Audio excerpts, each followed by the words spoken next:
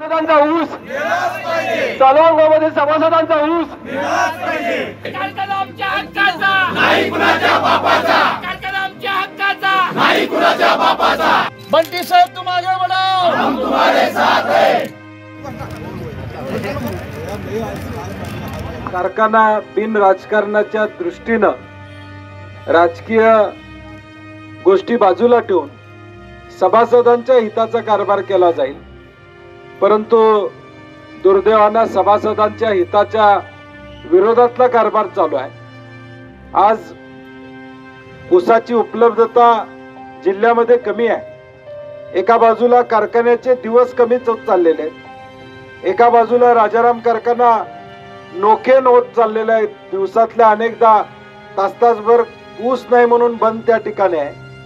आणि अशा परिस्थितीमध्ये सभासदांचा ऊस घेऊन जायचा नाही ही भूमिका कारखान्याने घेतलेली आहे। मधल्या काळात 2 वेळा शिष्टमंडळ जाऊन भेटून त्यांना विनंती करून आलं की सगळ्यांचा ऊस घेऊन जावा, असलेल्या सभासदांचा ऊस घेऊन जावा। सर्वात वाईट आहे की एक कागद आमच्याकडे आहे बी.आर. पाटलांचा, मला वाटतंय त्याच्या समोर विरोधक म्हणून लिहिलेला आहे, म्हणजे नोंद वहीत कारखान्याच्या विरोधक म्हणून लिहिलेला आहे। म्हणजे जे विरोधात होते त्यांचा ऊस घेऊन जायचं नाही असलं एक षडयंत्र सत्ताधाऱ्यांनी या ठिकाणी केलेलं आहे। आणि म्हणून त्याचा निषेध करणे, साखर उपायुक्तांना आम्ही विनंती करणार आहे की तुम्ही यात हस्तक्षेप केला पाहिजे, ऊस घेऊन गेला पाहिजे। पोटनियम दुरुस्ती केले, 3 वर्ष ऊस गेला नाही की सभासदत्व रद्द, ऊसच नेला नाही तर सभासदत्व कसं राहील हा प्रश्न महत्वाचा आहे। दुसऱ्या बाजूला को जनरेशन करण्याचा प्रयत्न चाललाय। आता को जनरेशन ज्यांना ज्या विद्वानाला करायचं आहे त्या विद्वानानं ऊसाचं गाळप पहिलं केलं पाहिजे, एवढी सुद्धा त्यांना विद्वत्ता नाही आहे। म्हणजे ऊस गाळप केला तर कर्ज फिटणार आहे, ऊस कुठलाही येऊ दे गाळप केला पाहिजे ही भूमिका असली पाहिजे, चांगल्या प्रतीचा ऊस घेतला पाहिजे हा व्यवसाय म्हणून। परंतु यात सुद्धा ही मंडळी राजकारण बघतायत।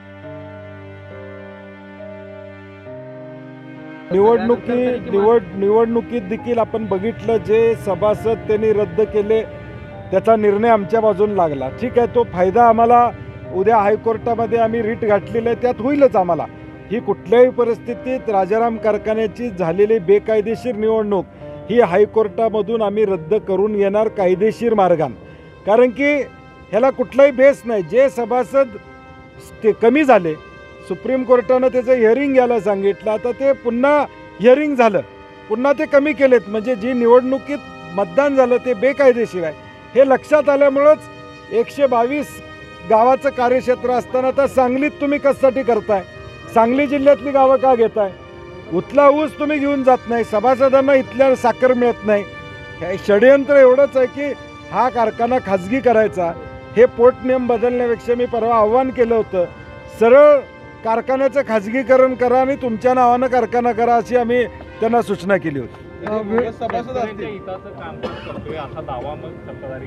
नाही, मग हिताचं कामकाज असेल तर ऊस का घेऊन जात नाही? हिताचं कामकाज म्हणजे काय? ऊस सगळ्यांचा घेऊन गेलं पाहिजे, मग कसला हिताचा कारभार? जो 10 किलोमीटर 5 किलोमीटर मधला चांगल्या रिकोरीचा ऊस तुम्ही आणत नाही आणि मग हिताचा शेतकऱ्याच्या हिताचा कारभार कसला?